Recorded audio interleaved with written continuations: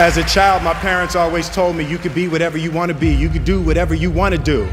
And you know, that office, that position, the highest office on the face of the earth, it was something I heard my parents saying it, but I didn't totally believe it. Yet I went out in the world and I carried myself and I held my head high and I stood there and I looked people in their eyes and I talked to people as if I was deserving of everything that this planet has to offer.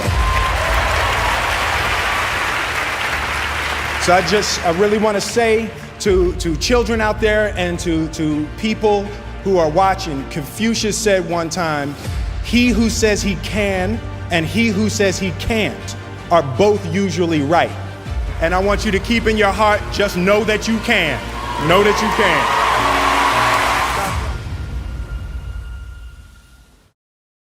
I realized that to have the level of success that I want to have, it's difficult to spread it out and do multiple things. You know, it's in order to be world class, and I've made a decision, I want to be world class. And it takes such a desperate, obsessive focus to excel on the level that I want to make movies. You know, I was Star Wars when I was young. I sat in the movie theater and watched Star Wars, and I just couldn't believe that movie made me feel like that, just floored and just stunned by the creativity. And I'm realizing that in order to move people in that way, in order to touch people in that way, you really got to focus with all of your fiber and all of your heart and all of your creativity. Concept of improving lives runs through the center of everything I do. And then I realized that the way to improve lives is to continually improve yourself, right? So with that, every morning when I get out of the bed, you know, I haven't fixed everything in the world yet, so there's always something to do. And in this film, I read an interesting quote that good people have to get out of the bed every day and try to empty the ocean with a ladle. Try to empty the ocean with a soup spoon, you know, as the mentality of how you wake up every day to try to do good in the world. So for me, I'm really driven by continually trying to elevate my mind and elevate my spirit and care for my body, and to be able to love as many people as effectively as possible with this mystery of life that I've been given. There's a concept that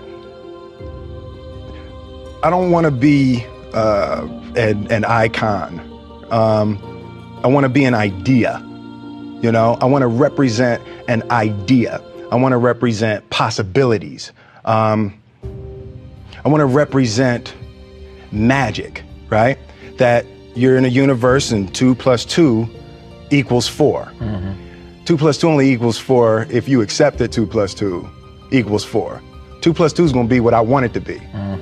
You know, and there's a redemptive power that making a choice has, you know, rather than feeling like you're at effect to all the things that are happening. Make a choice. Like, you just decide what it's going to be, who you're going to be, how you're going to do it. Just decide.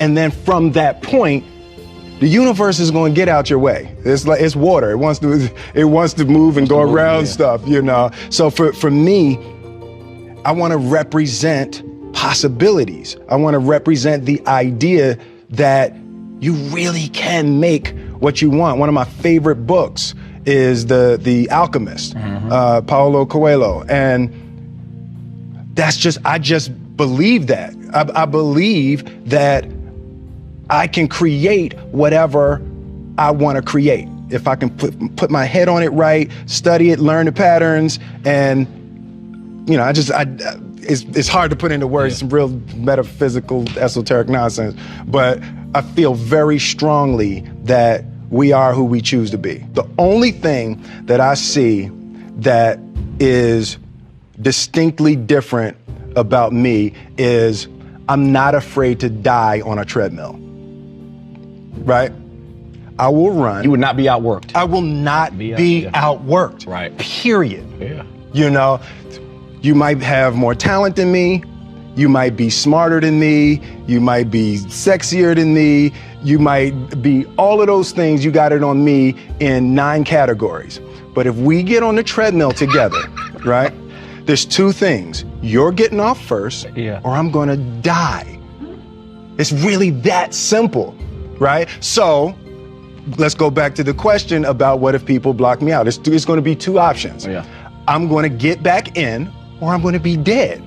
Right? It's like, you're not going to outwork me. It's such a simple, basic concept. It's the guy who is willing to hustle the most is going to be the guy.